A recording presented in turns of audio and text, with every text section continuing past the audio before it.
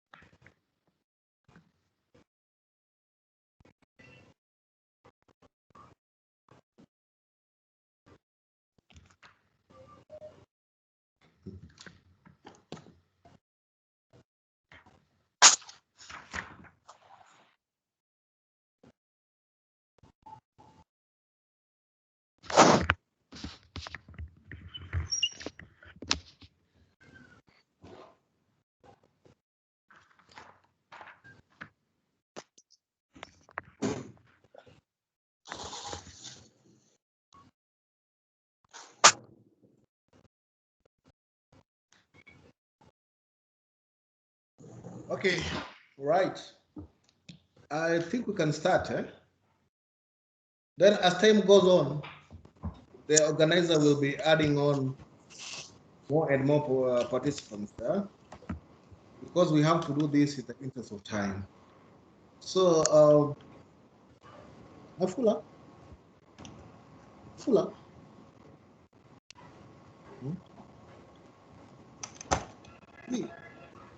Just a minute.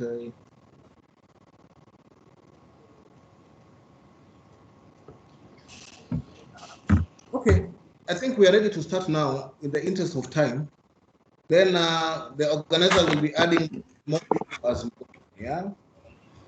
It's important that I start by introducing myself and my participants introduce themselves. My name is Woodrow Wilson, KMJA, and this meeting has been organized jointly with the LSK Kiambu chapter. Then I take this opportunity to let the participants introduce themselves. I'll start with Kisiangani. Hi, Wilson. Can you hear me? Yes, loud and clear. Okay. My name is Nafula Kisiangani. I'm the founder and executive director of Ubuntu Development Solution. Okay. And also an entrepreneur, I believe. Yes, I'm an entrepreneur. That's why I said founder. Thank you, Mimi. Okay, I'll go to Rosemary. Rosemary, introduction. Hi, can you hear me? Yes, loud and clear, we can hear you. My name is Rosemary Monyangi. I'm an advocate of the High Court of Kenya. I've practiced for 7 years, and I run my own practice under the name of Rosemary Monyangi and Company. Okay, thank you so much. We shall go to Mr. Kinuthia. Yes, good afternoon, everyone. Good afternoon. Yes, good afternoon to you. My name is Patrick Kinovia. I'm a practicing advocate, practicing in the firm of Ndua Kinovia and Co-Advocates, based in Kiambu. I double up as the secretary of the Kiambu Bar Association. Thank you. Okay, thank you so much, participants. We have been able to get you introductions. I'll go straight to the reason that we're here today. April 26th, commemorated internationally as the World Intellectual Property Day. This is the date that the convention establishing the WIPO in short, we call it WIPO in short. This is the day when it entered into force. And the theme for this year is basically to celebrate the idea, so it's to take the ideas into the market. And it's also an opportunity to appreciate the entrepreneurs. If you look at the message of the Director General of WIPO, the Director General says that small and medium-sized enterprises are the unsung heroes. I believe that Nafula, you are part of the unsung heroes. Yeah. Yeah. And then perhaps if you can start by telling us the mission of your business. Pardon?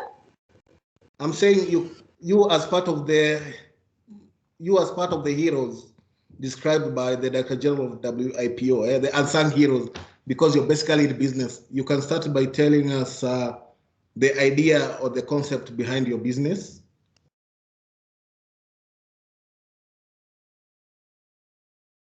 You have to unmute from your end. Unmute from your end. Okay. Yes. Proceed.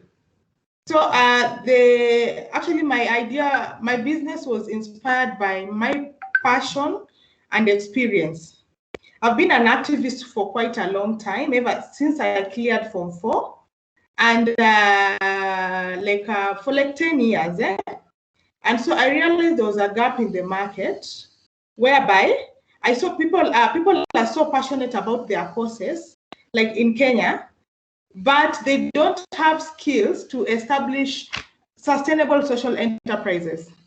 So like most of the organizations that I noticed, like in the activism world and what, even the donors themselves, they're so much keen on advocacy, but no one is keen on teaching them like how to organization internal systems. And I'm really, really happy about this event because it's also going to touch on that, those issues like legal issues, accounting issues on that. And we realize that most of these organizations now, they do not run past 5 years, because it reaches a point whereby you burn out. Social development is not prioritized. These activists cannot afford the existing consultants. And when I look at the more social development consultants like in Africa and in Kenya, they are high-end people like Dalberg, McKinsey. So they are not serving the activists like in Kenya. And also when I look at the character of our activism, it is not mostly dominated by scholars, by people who are professionals like this. So, but it's dominated by people who are really, really passionate about change.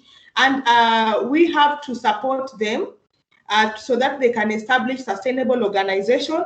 And I'm also somehow against like over-reliance on donors. That's why I try to help them come up with organizations that are not just donor reliant, that they have models that can sustain themselves, whether a donor comes in and they don't come in. So like I observed that as an activist, and in my undergraduate, I had done finance, and I've been a finance consultant before. I also did CPAs. And then for my master's, I did development studies because out of passion. So I blend the two careers, both finance and then development. So it's a leverage, and it makes me very relevant in what I do. Yes, so that is the whole idea where Ubuntu also came from. Also my personal frustrations, because I have run organization. I had like before non-profit organization, sometimes like the donors would make me drift away from my mission. I want to do this, but then they are giving you money for this. Already that is already a conflict. But because you are also broke and you need the money, sometimes you have to deviate. So I wanted something that will, I realized that there's a problem in the market. Okay. Nafula, thank you for being able to take us through just a bit of the concerns that made you to start your business. Rosemary, yeah, we are talking about intellectual property. Perhaps if you can be able to, to break it down in pieces for us, intellectual property. Well, intellectual property, they stem from ideas. Essentially, this is when you can transform your idea, that is what you conceived yourself in your mind, and turn it into a business that is profitable and sustainable. So intellectual property comes from the mind of an entrepreneur. It is from your intellect. It's in the word. Okay, and then does it mean that okay, and then does it mean that it will have to be put down? Yeah, it has to be put down for it. Yes, Your Honor, it has to be put down. It has to be transformative. It has to be in a fixed form that is tangible. Okay, interesting enough. Mr. Kinuvia, if you can just tell us part of the advantages of a trademark to the small and medium-sized enterprise, because I know that in Kiambu, the place that we are all based from, there is a lot of business that go around. So maybe if you can just be able to give us some light on what the way trademark, yeah, it matters to small and medium-sized enterprise. Yes, Mr. Kinuvia, the advantages of the trademark and where they matter. Just look at it. Please unmute from your end. Unmute. Mr. Kinuvia, okay, just unmute. Yes. Yes, sir. A trademark is a brand name that has distinctive signs, thereby a person can be able to identify a product and know where it is manufactured. Thereby, the advantage about a trademark is it really helps a person to narrow down on a specific product and to ascertain that that is which they really want. It goes down to that particular product and the popularity that it has. Yes, yes. And also, I'm thinking to myself, if somebody is coming from the CAD headquarters from the start of Kiambu Road down, Yes. I know the most important thing that I think the most notable thing that you will realize by the roadside, it is the clubs, yeah? It is the clubs, and each of the club, there is a distinct trademark which is put there. I know for sure that is what, I'm sure that is what attracts also people to this kind of entertainment places. Then I'm just keen to find out, Rosemary, if we come to Yes. copyright, yeah, Yes. copyright. I basically know that this is where majority of Kenyans really are interested in, because they are in the creatives. Perhaps if you can just be able to shed some bit of light on trademarks and how relevant they are for a small and medium-sized enterprise. Thank you, Your Honor. When it comes to small and medium-sized enterprises, trademarks are very important to distinguish one business from another. That is the first thing. A trademark is a sign. Essentially, a trademark is a sign that distinguishes the business that one small medium enterprise is doing from another. So if a trademark is registered, so when you go, let me go down to registration. When a trademark is registered, it's the advantages of that registration to the small business enterprise or the business enterprise. The first thing is the fact that you are protected now. That trademark is yours. That sign, that writing, whatever it is, it's yours. You have a license to it. You have a certificate of registration to it. It's yours. So you are protected. If anyone uses your mark or your sign for any other purpose that is not beneficial or without a consent from you, then you have a right to recourse. That's the first thing. I would say that's the first thing for me because I'm a lawyer and that's what I practice. The second thing is that this trademark will identify the brand that you are running for you. So if it is in a billboard somewhere, or even in your small shop or mall or wherever you practice, that to the consumers, when they see that, they identify that trademark with you and the business that. Another thing, a registered trademark can be used to get a loan from a financial institution or from a bank. So if it is registered and you can be able to demonstrate to the bank or the financial institution the credit worthiness of your trademark, then you are in a position to get funding. It also gives you exclusive rights in a way that you can sell or you can license to another person.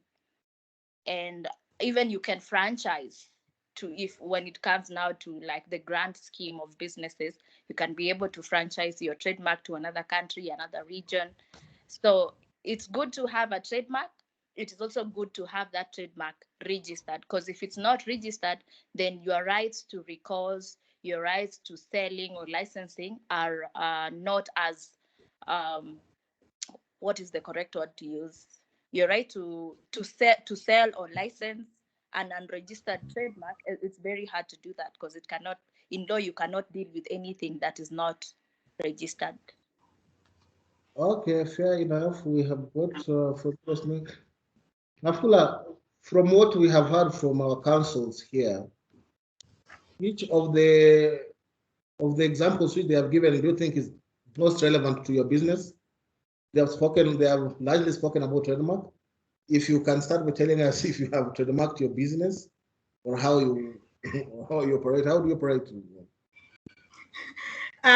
We are still a startup, and I think the fathers. I'm also here to learn more about those things, especially for me. I mean, my business is also, I can say some of the things I come up with are my intellectual property, and of course I've suffered also things like people like I don't want to use. I know stealing is harsh, but it is what it is. people stealing your work. And also, like, I don't know, sometimes how do you like protect, how do I protect like my work, because I'm in the service industry. So the farthest we have is a logo, but I'm here like I don't know how I can also protect. I don't know how we can protect like our work, like our intellectual property, because my work, I generate it from my head. I don't copy. I don't like I don't take it from any other place. So I can say where we are right now, we don't have a trademark, but we have a logo. But I'm learning that a logo is not enough. We might just need to advance for more protection. Because we already like begin to suffer. Like I saw recently, someone was opening another Facebook page using our logo. So I don't know how a logo can protect us at this point. And maybe I might need the learned friend to tell me more about logo, to distinguish between logo and trademarks. Because yeah, I'm also here to improve my security in my business. Because Wilson, I'll tell you, starting a business is not easy. And sometimes someone will just wait. And sometimes when you are not grounded, that's why this conversation to me is extremely important. Because if you are not grounded, you can really work hard and then someone brings you down because you ignored all these security issues, you ignored the legal issues, you ignored everything. So your business is vulnerable. You might be making $1 million profits, but now you're very, very vulnerable. It just takes a smart person who understands these things to come and push you aside, and they take over now your concepts and everything. Okay, I have seen a very important element that you have raised, and I'm going to pose this question to Rosmi.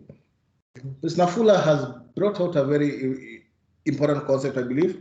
She says that if you have a company and you open a page on Facebook, is it possible for a different person who is not related at all with that company to also open a Facebook account of your company and proceed to trade with it? What would you say that, Mr. Osman? Yes, that's possible, because if it is not trademarked, then it is not protected. So, Miss Nafula, or is it Mrs.? You can pardon me. I will advise you, first of all, your logo is a mark. It's either a mark, a picture, a drawing. What is it? It's a picture. So you, first of all, you need to register that picture. So okay.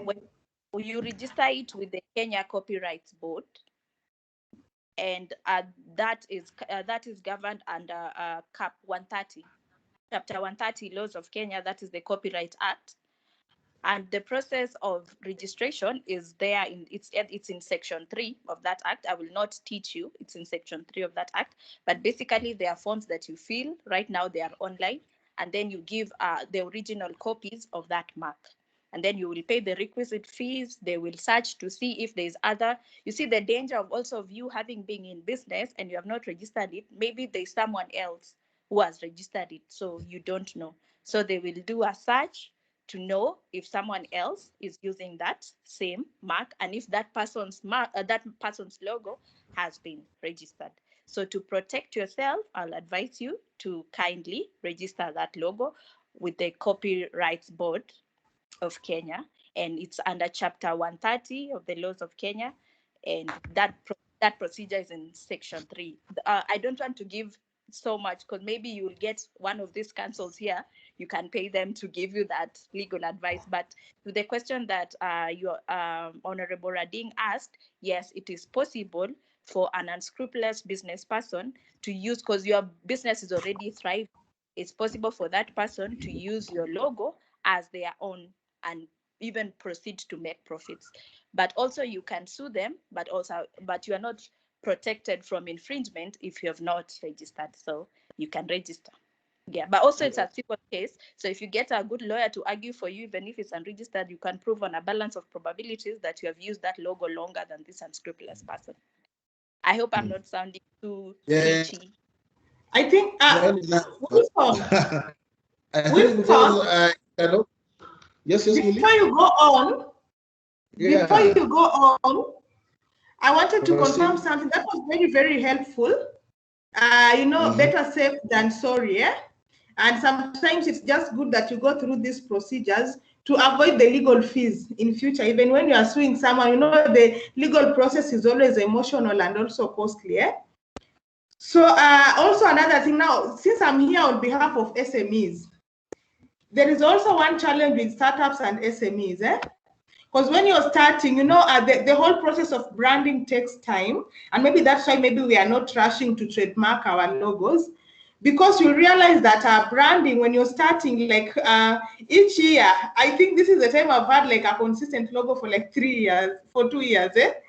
Like ideas still come because your clarity, you know, you're building a brand and you're changing. So how many times can you change? Like maybe, what if maybe I go and trademark my current logo, and then maybe after 3 years I want an upgrade. You know, also branding also depends on how much you have at the moment, eh? A branding that costs 1 million is totally different from a branding that costs, let's say, 100 G's. So what if maybe after 3 years again I want to go and now change my logo and change my trademark? Is there a space for that? Because as startups we are building, and branding takes work because we are still putting up, systems are there. So a lot is changing. We are not as we started. We keep on improving. At least for, like, I can say like 7 years is when you can say that.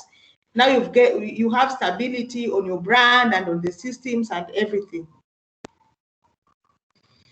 Okay, I think what I'll do,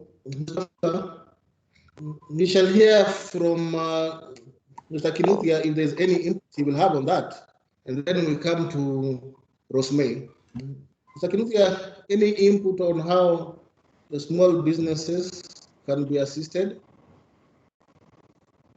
Perhaps briefly, I want to believe that the same way Ms. Nafula has pointed out that there is always room for growth, equally the law must have looked into it and seen that there will be a likelihood whereby a cooperated product, or say a trademark has been registered, the proprietor of that trademark or copyright might intend to look into it and reshape it to perhaps portray the image better, or even get to a larger audience. Therefore, chances of improving and re-registering afresh must be provided for.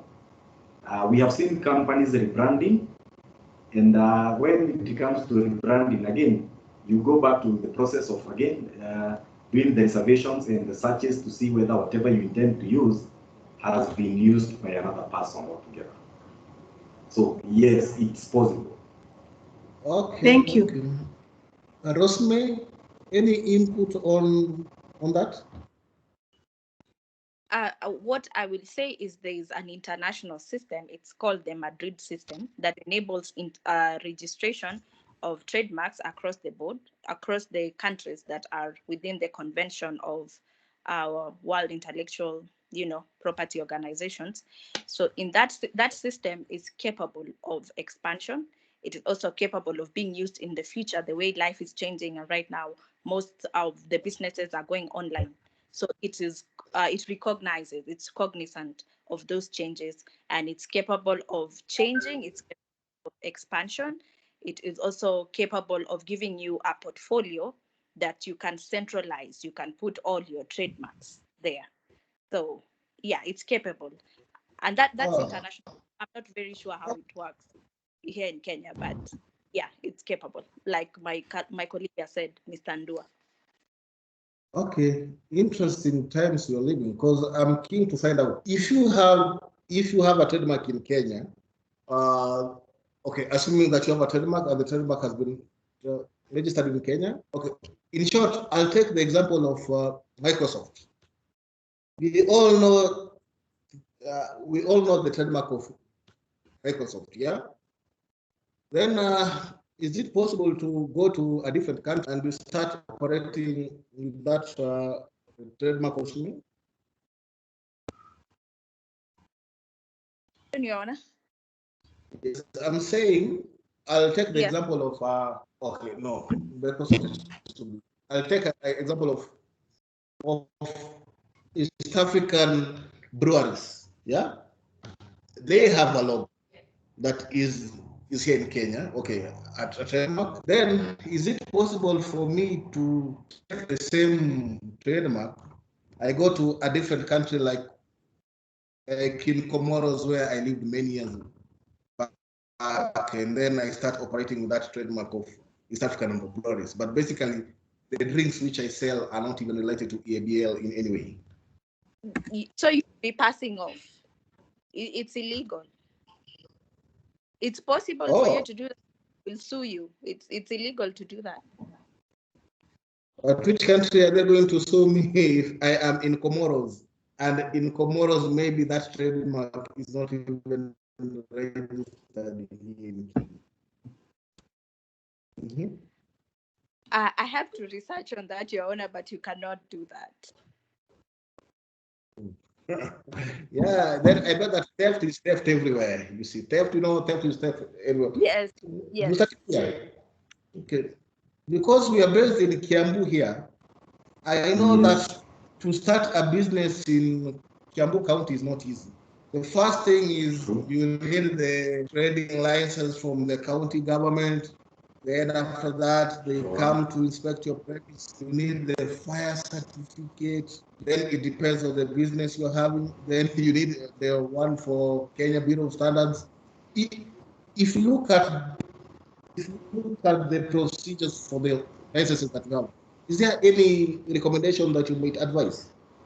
Because it's like to start a business, it is just hell. And yet in Kiambu County, this is the second place after Nairobi in terms of the contribution to the gross domestic product of Kenya. I'm not sure I got the question quite clearly. You mean advice to startup companies? Yes. I use the example of Kiambu County where you realize to start, there is a trading license from the county government. Then there's a fire certificate again from the county government. Then there's a standardization certificate. The end of it, it's just about certificates. And I believe that now the question I'm posing to you, is there any kind of reforms that you think need to be made in that area so that we can assist many businesses to go into their operations? Perhaps my input would be that with startups, regulatory framework need to be readjusted to make sure that the measures that are put in place are not punitive. For certificates that need to be obtained, if that startup company or business or enterprise appears to be one that is meant for the future, let the regulatory agencies try to enable such an entrepreneur to set up the business without asking for too much.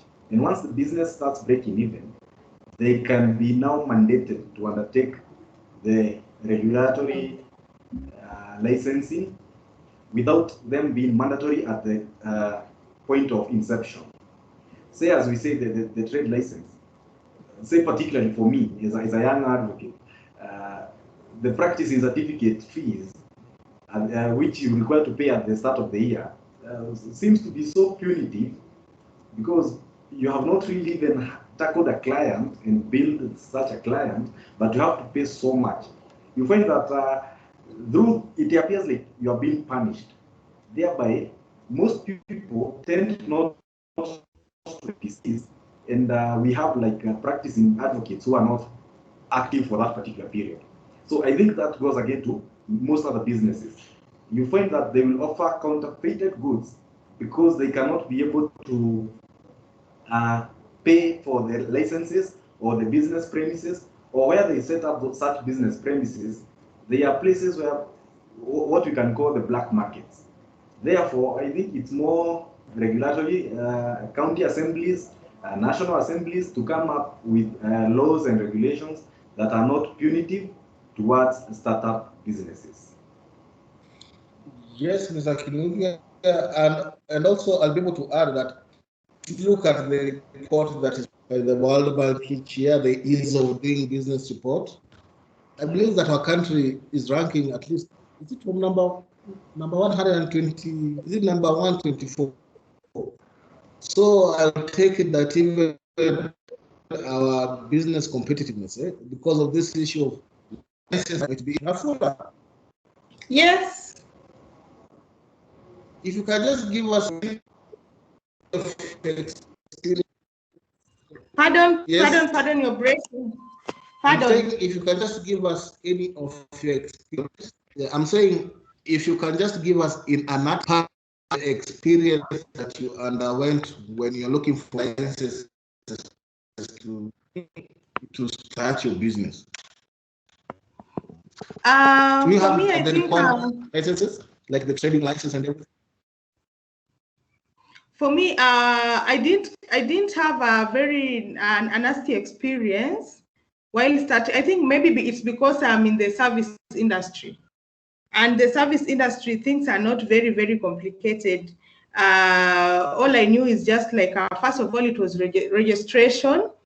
I didn't start even as a business. I went straight to just register a company because I knew what I wanted, and then yeah, it was just registration, and then and of course, what also saved me is because, like I mentioned earlier, I come from a background. Before I resigned from my work for development work, I was a finance consultant, so I understand internal systems. So like I just knew things like maybe withholding tax, like if for instance I do the consultancy is 25,000 and above, so I knew some of those things now from my previous experiences. But I know I have clients who deal with a lot of now not goods and stuff. Now goods, they're the one, because they have to set up a shop. You know, with the service you can even work from home if they're frustrating you, and you can even you can just subscribe from an office.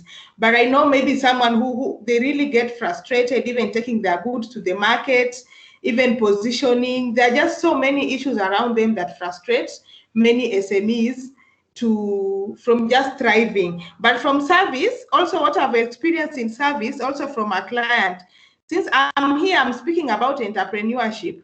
So I'm representing also my clients, because I have like 200 organizations under my company currently, yeah?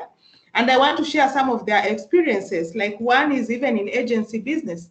Recently, she's a startup, but she was being chased, like licenses worthy 5 million shillings. You're just starting your company. You get it? You've just put in systems. You're just struggling, and already the government is, I don't know if maybe this BBI thing of 7 years, like young people can be excused for at least 7 years to put up systems and then have this capital. Because now if you're coming to a business that started last year and you're demanding like 5 million shillings in form of licenses and other things, I think there is frustration and other things. And also I've also seen some of the challenges I've seen from my clients who are also issues to do with taxation. Like taxation is not mandatory in our curriculum. So definitely people do not understand it. So you did not know while registering, maybe you have one employee who is you, then you are not filing like an income tax. Maybe while registering, you accidentally clicked VAT. So I had a client who had accrued million penalties, and yet he's a startup. And you know, now the problem right now with the government is that if I'm running a company, like my personal challenges affect my businesses. I remember there's a day I was denied certificate of good conduct because I had 2,000 penalty in my personal account. So it means like you are going to be frustrated forever. Those are some of the issues, and they're very, very serious issues that have demoralized very many young people who want to run business, because nobody teaches you these things. And when startups are starting, they cannot even afford to pay all these consultancies. So the best thing is to give them some window period to learn in the game, and then get money, get consultants, because consultants are also, they also need to be paid. A lawyer needs to be rewarded for. We pay fee, by the way, to acquire this knowledge, and we spend a lot of time in school. So so there's a lot of disadvantage, but that is as far as service. I know people in manufacturing also have their stories, but I think that those are some of the issues that personally I've encountered, like through my clients, and it's really, really, really hard, and even through me. Okay. I feel there's something very important that you had mentioned at the start of the session. You said that to compete with big brands, and you gave examples of some big brands. Do you think that a startup like yours can be able to compete with those, or Yes, I personally think it is also about how you package your things in the market. Because for me now, how I try to identify my company, I'm not intimidated by them, by the way, Wilson. So, because they are also, those big brands are the ones that prompted me to start my own company, because I felt the gap. First of all, they are not owned in Africa. Most of them are foreign owned. And their consultants, we realized that their consultants do not even come from Africa. And I felt, I'm a development studies practitioner here, and I've done quite a number of research, and sometimes I feel like their solutions are not authentic to us, because their solutions are from their own perspective. You get it? I saw the gaps even in environmental scanning, some of the processes, how they derive their solution. So I felt like we need something authentic that is African for Africa. And also, they were not meeting the needs of and we realized also them, they deal with intergovernmental, but there are people who need that need. The people like the people that I serve, they need my needs, because for me, I have lived here. I understand these challenges, and I speak from a context and from a perspective that I know if I'm raising this solution, it's going to be accepted and it's viable. Like, so I have an advantage. I feel like that is also my competitive advantage. And for me, my company is sort of Pan-African. The console, because I'm coming up with also social development solutions to Africa from an African lenses. That's why I talk. That's why I'm so much somehow against over reliance of donors and what, because I am able to see opportunities around, because I have lived in this society. So it is a matter of time, and we just compete. Interesting time, man. I wish you the best, because even the number of clients that you have said that you have, 200 corporate clients, man, that says a lot about you and your zeal. Rosemary. That is just that, and those are just for my community. Because like Wilson, my company is not just it's not just a limited company. It is a social enterprise. I have all sorts of clients. I partner with big organizations, but these ones I brought them in a community because I wanted to empower them, and I knew they cannot afford to pay me. If I tell them, if you tell a startup that is just starting that maybe give me like 50 G's, I do this for you. You know, sometimes you've already demoralized them. So when I bring them together, like through the talks like that we have, and then so those small things we can do for them. But now I also have like high-end clients, and like we've partnered with Akilidada, you get it? We've partnered with Action Aid. We've partnered with very many. We've partnered with organizations like to work with them. So for me, like, it's very, very possible. I'm one person who believes in the possibilities of my dreams. Okay, your dreams for sure will take you far. Rosemary, I'm keen to find, because we have spoken about the copyright, and there is the Kenya Copyright Board. On industrial property, we have Kenya Industrial Property Institute. What roles do you think they can play in assisting the entrepreneurs? Well, we can do pro bono as advocates. We can try and advise them on the importance of registering their trademark. We can also liaise with these boards, because among the functions of the Kenya Copyright Board is to facilitate the making of legislation, to facilitate and update legislation. So through the Copyright Board, we can advise them to put in place, because these laws about licensing and registration, they cannot become, the mechanisms cannot start to work if they are not put in an act. So we can advise the Kenya Copyright Board in their mandate, when they are updating legislation on copyright, they can include mechanisms that allow SMEs to start on a ground that is not frustrating. So they can be like one big license that allows you to do everything that you can do for as long as you are within the umbrella of SMEs. That is if you carry employees of 1 to 99 employees. That is what the statistics. Yes, yes. And also I'll add on that it's very important, because I'll give you an example. Okay, I'll add also that, I'll add that it's important, because I know of a scenario there is, it is a shop, eh? They're here in Ruiru town. Then the person who opened the shop told me that the next day he had people from MCS come and ask him about the license for music that he was playing in a small shop. Then the day after that, there were other visitors from another organization coming to ask him to tell him, oh, I can see the TV, you can't operate here the TV without paying. So at the end of it, he said he felt like he was opening his business just for the role, paying people their licensing. Eh?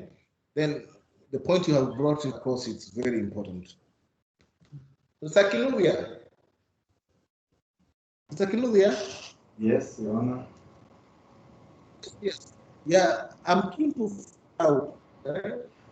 We have the county governments around. Do you think the county governments have a role in assisting the entrepreneurs? Very much. The county governments, with the input of devolution, I think the initiative was to bring on board people who could not reach out to those centralized areas, say Nairobi. So a county government, say in Kiambu, comes into play.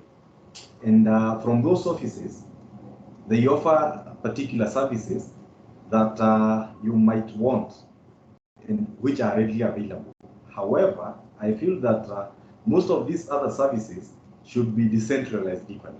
Like we are saying of KIPI and KECOBO, Kenya Corporate Board, and Kenya Institute of Industrial Properties, we should equally have branches liaising with these county government offices, such that you don't have to go to a particular place to seek for these services, and perhaps you are far away. A person in Kakamega travels all the way to Nairobi to try and seek a service of registering a patent, and as was pointed earlier, the process involves a lot. You do reservation of the names, searches. By the time the process is completed, that person has wasted a lot of time, money, and resources back and forth, moving from one county to another because of that basic service that he was seeking. And again, as we are saying, being small and medium enterprises, the money, the time, and the resources are not readily available. Therefore, if these products can be taken closer to them through the county government, through the county offices, through those officials not harassing these startup businesses, then I think it would really go a notch higher in helping these businesses. as you have pointed out, in the enforcement, they tend to harass, other than show the way to this young person who is trying to set up that particular business. So in enforcement measures, they should tone down and at least lend a helping hand. Okay, Mr. Kibuye, it really makes sense because I know that as the young people start their businesses, these are just some of the challenges which they have, and yet there are so many promises which come from the county government. Rosemary? Rosemary? Yes, Your Honor. Yes, I'm keen to find out. It's a good idea, the Kekobo and Kipi and Kefi legislation, or you prefer the legislation as it is now? So the reason why I'm asking this, if you go to the grassroots, yeah, these organizations that we are calling Kekobo, Kipi, FPs, yeah, they are all virtually unknown. So my question is, do you think that we need a statute, a single statute encompassing everything about IP, or do you think we should proceed the way we currently have with each statute with its regulator? Kekobo, thank you, Honor. First of all, Kekobo and Kipi, I think they need to be one. They need to merge. They do more or less the same thing. If there should be divisions, maybe there should be a difference between SMEs and a bigger company, a bigger corporate. But yes, there is need to have one legislation that encompasses everything. And also there's need to have one license for everything.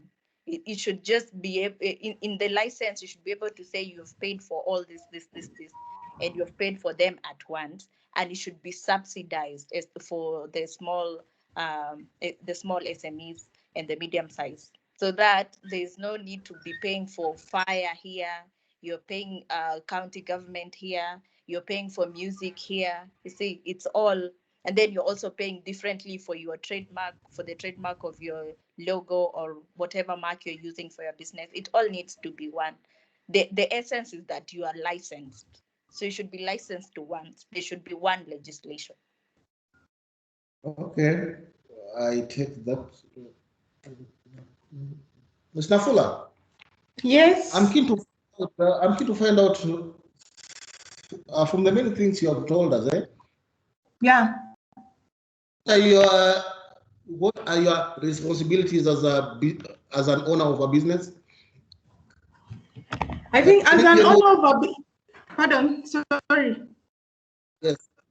Yes, I'm keen to find out, how do you start your day if you have a business to run? You wake up at 6 and then you go through. Yeah.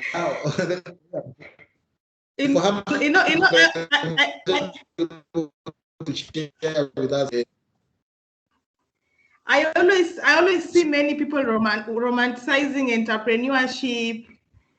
Like they speak about it so casually. They think that if employment is hard, entrepreneurship is an easier way. Like entrepreneurship is not an easier way, though it brings freedom in the long run. But the initial years, like you're better off working for someone if you're not ready to work, because an entrepreneur does not just work 8 hours. Personally, I sleep at 1 a.m. because as the owner of the company, I am the vision bearer. Like, I'm the one who has a vision, and I'm supposed to sell that vision. And even the people who are coming in the company, like I'm supposed to sell that vision for them, so that they have to understand and be clear, that is, and you're supposed to convince people that this is my vision, that they buy your vision. And that is not easy. And then other than being the vision bearer, also putting in systems. Because if you don't put in system, like I always say, like your business is like a kiosk. If I can travel, for instance, to go for if my company cannot survive without me for a month, it is a kiosk. So that is another thing of me as an owner. First of all, is like the vision, and then also systems. And systems is a lot of hard work. the things, the template, the system, the financial systems. Because personally, I believe in systems. I believe the contracts. I believe in all that because, like I said earlier on, I believe in, because I've been a consultant before.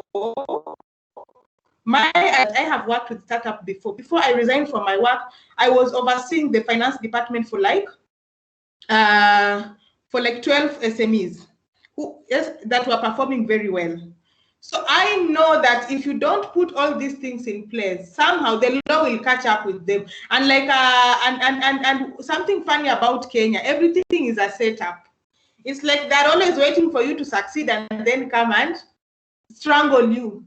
So you have to be ahead of the game. You just have to do the right thing, like get the trademark on time, fix all these taxation issues and your accounting system on time, so that as your business grows, you are opening it up to growth. So for me, as an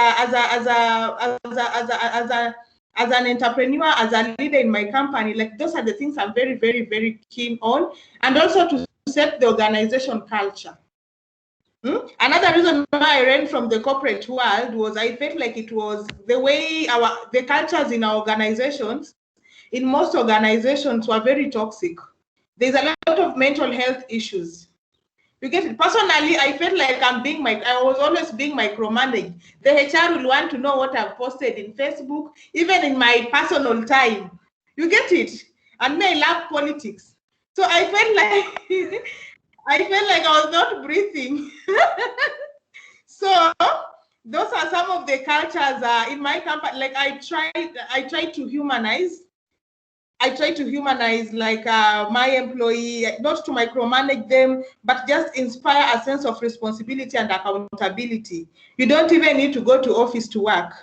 You can work from home provided you deliver results. So for me, it's about vision bearer, putting up system, and setting up right culture. Yeah, all that thing so that with or without me, even if I die, like though I'm not going to die, I'm not intending to die, but so that even if I die, the company continues. Because for me, my company is not just about making money for me, but it's also about bringing change that I desire, that I dreamt as a person, from my things that I believe in. So I want it to outlive me.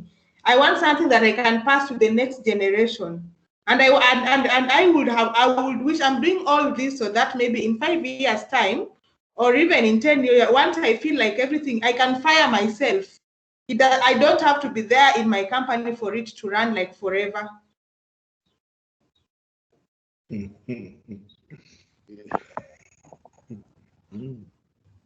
Interesting. I know. Okay. I can tell you that it's rather, it's nice if you can fire yourself from your own company, then clearly it means that the company can outlive you. Rotmi, I'm just keen to find out, because we are talking about ideas. And what would be your advice to a business venture that is not profitable? Rosemary, your advice to a business that may not be profitable? I will use my own example, Your Honor. In starting my own law firm, I had told myself, if I'm not breaking even within a year, can you hear me? Sorry. Can you hear me, Your Honor? Yeah. Yeah, I had told myself, I can hear you. if within the first year of me starting this business, because in as much as it's a law firm, as lawyers, we still conduct ourselves as business people. If within a year I am not breaking even, I'm not even getting back half of the capital that I have invested in it, then I think it needs more time. I need to go back to the drawing board and see what else I can do better so that the business can continue. Because I don't believe in starting up. Yes, you can start struggling and then in future you break it big. But you see, we're in the business to pay our bills, to pay ourselves. Even if you're a CEO of your own company, you need to be able to pay yourself and to pay your employees and to pay expenses of the business, etc, etc. So my advice to a small enterprise that is starting up is give yourself a time frame. Apart from having capital, give yourself a time frame to see if it's working, so you don't end up struggling too much, because sometimes it only takes time for something to take up and go. So it may not be the correct time when you started. If you factor in COVID, the times we live in now, COVID, the way it is, we are going into an election year next year. So I will advise a person who's starting a business right now, in these times, in times of COVID and in times of election coming up next year, God willing, to be kind to themselves. That if within this time frame you're not doing well, go back to the drawing board. And I don't mean doing well in terms of getting excess profit, but in terms of you seeing something is coming back to you. You can be able to sleep without thinking about paying rent or things like those, you know. So I would say give yourself a time frame and be kind to yourself, especially in the times that we are living now. Okay. Mr. Kinobia, we have heard from Rosemary. Because I can tell you for sure, at least in Kiambu County, because this is where I live, the number of cases for insolvency, they have increased. And what can you attribute this to?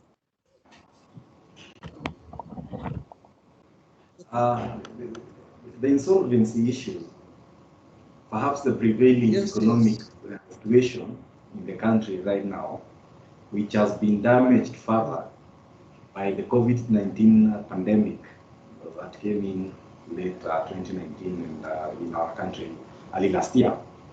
And perhaps with the inflation and everything, and businesses that take longer to break even, thereby you find that most of the people will start those businesses having taken out loans. And now the loan becomes the priority because you put in a security and you don't want to lose it. So in that hurry of trying to see off the debts with your financial, you find that your business is suffering. Equally, I think that most of the businesses, people are not well thought out before starting. In fact, you hear people telling you, where can I get money to start a business? And when you ask them, what kind of business do you want to start? They really don't have an idea. They are looking at the capital aspect before they develop an idea, lay out a plan, see it through before even commencing. So I think one of the reasons why is going the financial way as opposed to sitting down and mapping out a path for that particular business. As my learned colleague has stated, she sat down first and stated that she wanted to break even in 1 year. She has a target of what she wants to do. Most people want to make profit in the second day of running that particular business. So I think most people miss out the element, and because we have not been nurtured by, say, those who have already made it in their own businesses. We don't have people that we can resonate with. We don't have role models. We don't have blueprints that we can follow. And now the other aspect of, say, now, as I was saying, taking out loan facilities without properly planning what you want to do with that money. Okay, I see that. And Rosemary, what kind of stimulus do you think can serve as incentives for small for SMEs, especially at this time of COVID? Kindly repeat your. Yes, I'm asking. Yeah. Yes. I'm asking if you consider the remarks by Mr. Kinuvia. I'm just asking to find out the kind of stimulus that can be given to small and medium-sized enterprises. Well, well, registration of licensing fees should be reduced by half at this time of COVID, especially. By half, right? Yeah, by half. At least the county government, the government can afford to do that. Yeah, I think a licensing fee should be reduced at least by half. Yeah. Afula, this Yes. question comes to you, right? Pardon? If you have a piece of advice to somebody who is about to start their business tomorrow, what advice would that be? Okay. There's so much, first of all, they have to be honest about the viability of the business. People are always willing to purchase. You know, it is not about you, it's also about the client. So you might be passionate about something that people don't see value in it. So you have to conduct your client and customize your product. Like you have to know who you're targeting, and also customize your product like to suit them. It is not about you. It is not just about you. You might be passionate. It is also about them. And then another thing also, resources. And I tell young people, personally, I never used a loan to start my business. Though along the way, there's an award I won, the Tony Elumelu Award, that they gave me some financial resources, but I had already kickstarted. There are so many strategies of starting a business. And sometimes it's even dangerous to take a loan when you are not so sure how you've paid, you've not tested the market, you don't know how, if people are going to purchase your product. There are very many ways of mobilizing resources.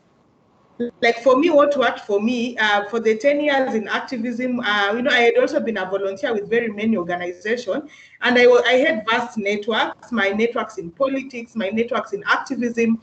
Like the network capital was very, very important. Like I remember my first office, a friend that I had volunteered for her course just gave me.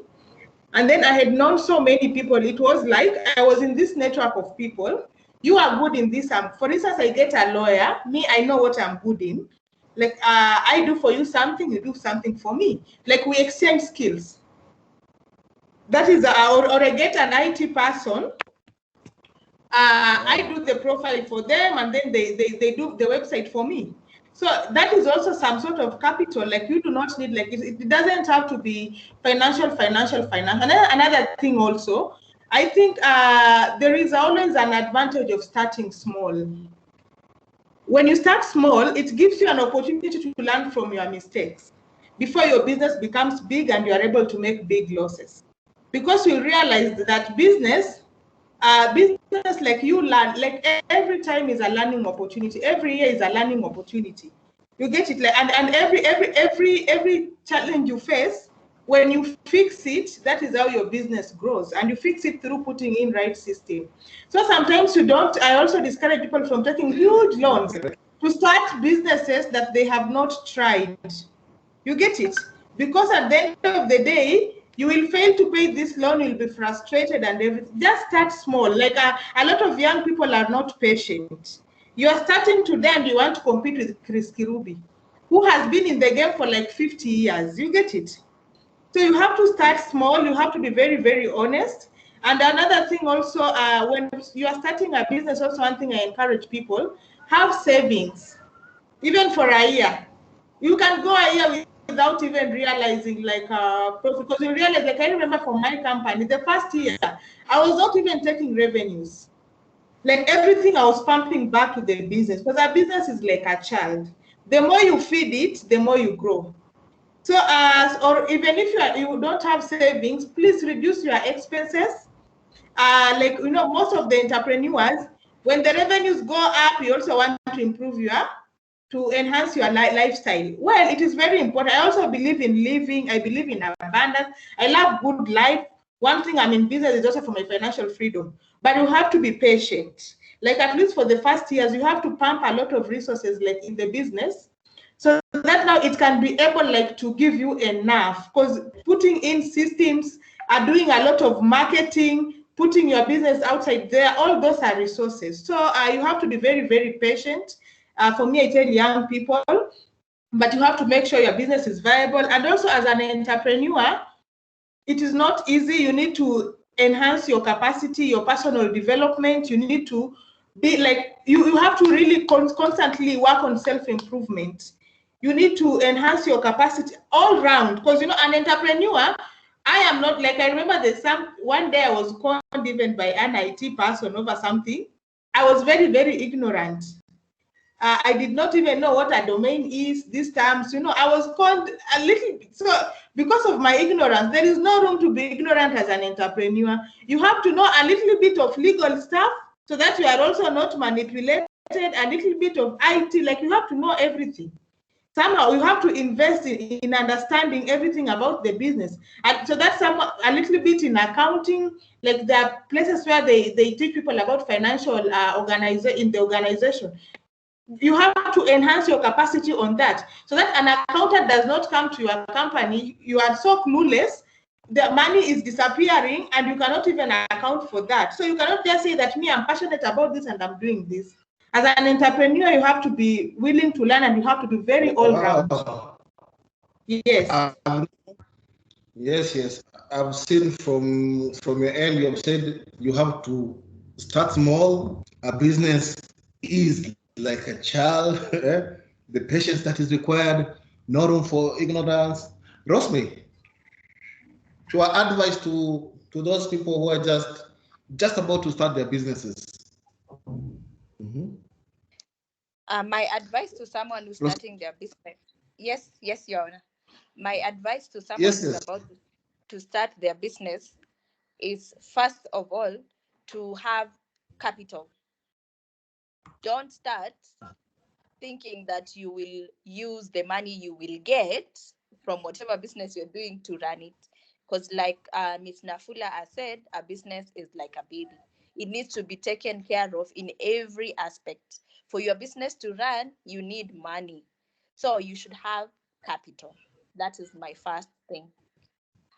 The second thing, you should know the viability. I'm almost recycling what Ms. Nafula said.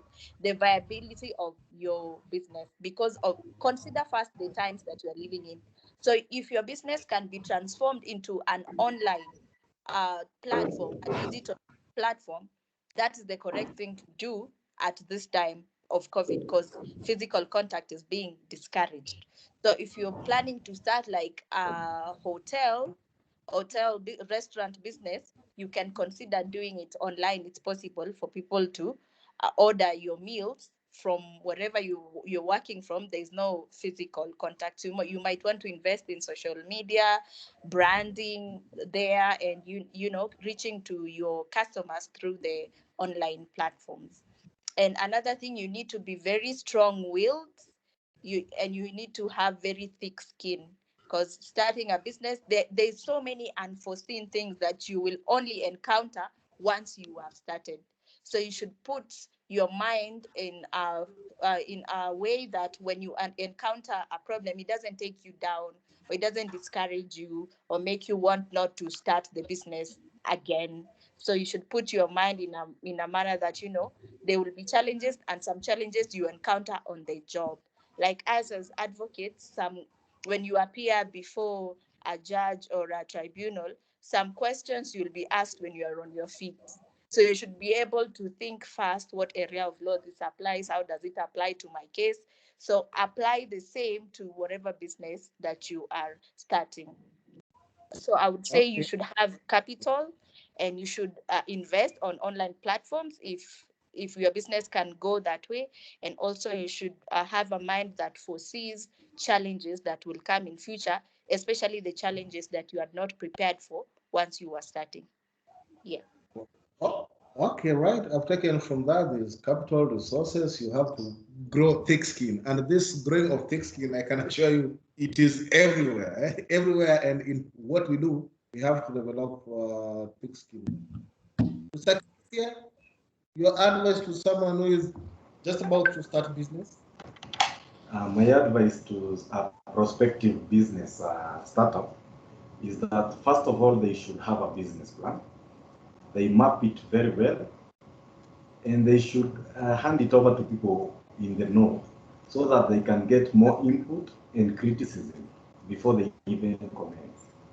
It's from that point whereby they can be able to rectify any mistakes before even venturing into The other point is they should do proper audits depending on the type of business that they want to start.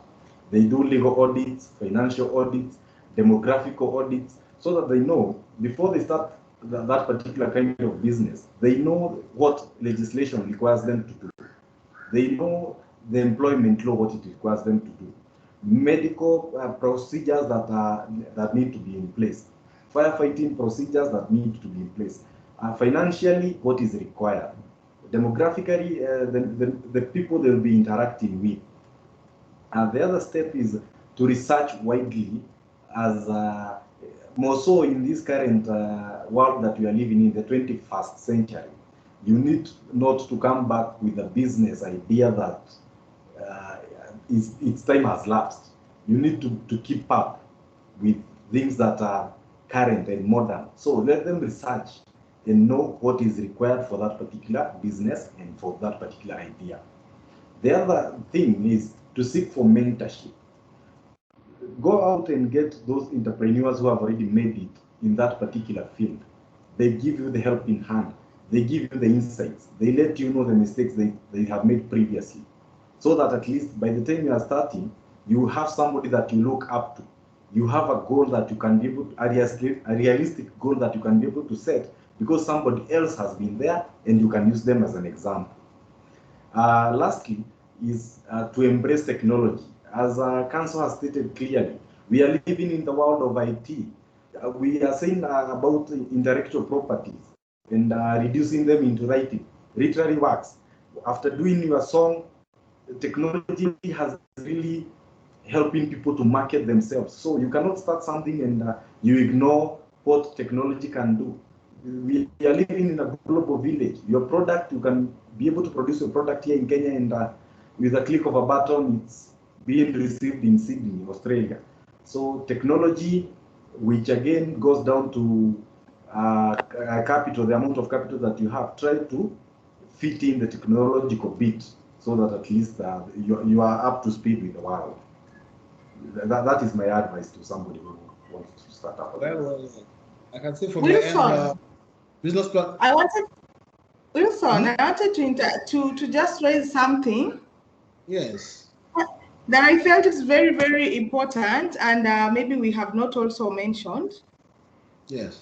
Also, while starting, systems are really, really, really, really important. Remember when I said that you can really move so fast and come back like immediately.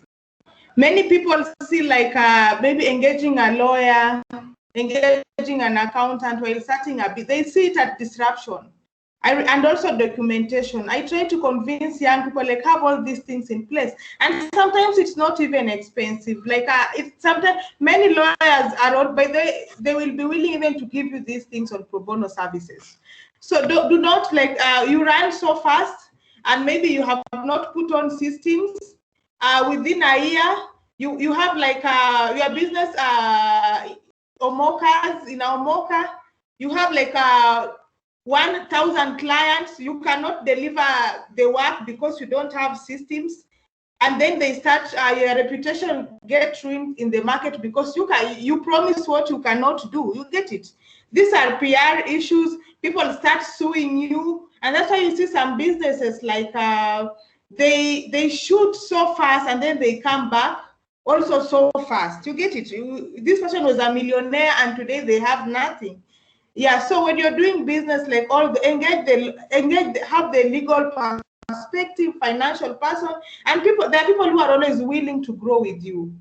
These things are not expensive, but they should not be overlooked. Because personally, I feel so bad seeing someone, you've worked so hard for something, and then one day, like it just takes one person, one malicious person, to just challenge your systems and you are down. So it is really, really, really important. I felt like that is very, very important to just make people understand the power of documentation and just engaging like the legal, then financial people, just to understand what is expected of you. Yes, Millie. And also I can add that that at least from the way I see, most businesses, if you ask them for their documentation concerning their tax returns, they can't even show you. If you ask them their documentation on the sales which they had some previous months, it's either they took a photo of it, they can't remember where it is. So systems and procedures are really important, because like Mildred, like the way you have said, Mafula, sometimes you can move very fast, but you will come back to the same place that you were. And Mafula, I have a question for you, because I remember that you mentioned BBI. Is there anything on BBI that is concerned with the businesses of Kenyans? Because now we hear everyone saying BBI. Yeah, I know. I understand this is politics, and BBI, like, there is a dissectomy of it as usual in Kenya political issues, and everyone is entitled to their own opinion. But there are two things, like, when it comes to businesses. First of all, I feel like the incubation hub is a plus. Like, all these things, personally, I deal with young people in business, and I can tell you for sure, Wilson, Kenya has very hardworking young people who are eager to start things and grow. We also know that we have a challenge in employment. And I have gotten so many people who are unemployed running to me. I tell them, you know, sometimes it even kills your esteem. You start wondering, why is it that so-and-so can get employment and me, I cannot get employment? You get it? Someone has the best papers, they got an A, they got what? So I tell them it's not about that. There's just a problem in Kenya. So, and many people do not have skills in running business.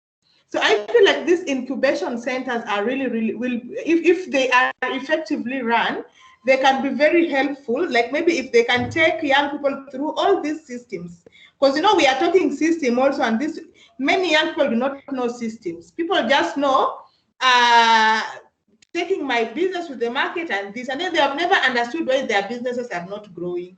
It's because of a system, Because if you do not have system, if everything relies on you, it means you're going to encounter burnouts.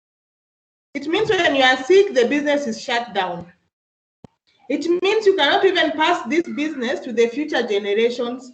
Like, when you die, the business is gone. Even your child cannot inherit your own business. So systems just ensure sustainability, whether you are on wheelchair, whether you are dead, whether you are, and that is how we build it. We cannot build the economy on businesses that depend, like, if Rafula is sick today, the company is dead. I know, well, my company is still struggling with founder dependency, but I'm really struggling to put up systems. And then another thing in BBI is the tax holiday. For me, you know, people make it appear like something that is very small, but majority of the people who are speaking about that are not in business.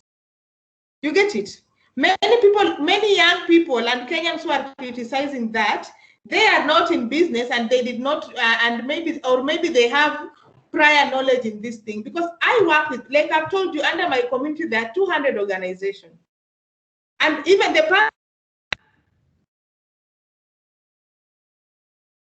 construction. This guy has been making, like, has been dealing with his company has been dealing with 30 million contracts. He has not been filing VAT, so you can imagine how many penalties, like, he has, and how much VAT is owing. So one client who had refused to pay the money reported him, and this guy is a phone call leaver. He does not know anything about taxation. Now the KRA wants millions. You know, so for me, that tax holiday is very helpful to like young people, because it gives you time to engage with consultants to understand business system. And I hope that incubation now centers are going to fit into this. But I hope that Kenyans are going to implement that. Also, the problem in Kenya is that we always have, sometimes we say good things, but when it comes to implementation, those offices are just empty there and other things. But if they're done in the right way, it is a significant step to the right direction, because building our economy should start with grassroots. And that should start by empowering people to come up with businesses that are sustainable. See, magendo. Do you know what magendo means, Wilson? Or deals. Because Kenya is a country of deals. We don't want deals, we want productive entrepreneurship. Okay. Yes. Thank you, Nafula. And I also added that if you go to the United States of America, or rather for some of us who have had an opportunity to be in the United States of America, they have the Small Business Administration. Yeah. So basically, it's like if you're operating a small business, there's a way that the federal government tries to assist, yeah, by incentives, by again tax. Robert, you have to meet. Okay. Yeah. I was saying a good example is there because the issue of taxation is a holiday for you if you're starting your business. Basically, like everything is meant to work. And with that in mind, I believe I'll be bringing the session to a close because of the issue of time and the curfew. There's no need for somebody to be brought here for the reason that they have broken the laws on curfew. Yeah. And because of that reason, I thank you all. I thank all the participants for being able to join us. You have been cool, calm, and you're able to follow the direction. I think that we shall be able to record the meeting so that we can be able to share the clips on relevant places. Otherwise, asanteni sana kwa kuja. See you next time. I know KMJA Thika region and the I know the Law Society of Kenya Kiambu chapter will be having more of these events. Otherwise, for now, asanteni sana, kwaherini. Thank you all. Yeah, we are free to log out. Thank you. Thank you for hosting Thank us. you. Thank you. Bye. Sorry, I joined very late, but thank you. Thank you, guys. Oh, thank you. Thank you. Thank you. Thank you so much.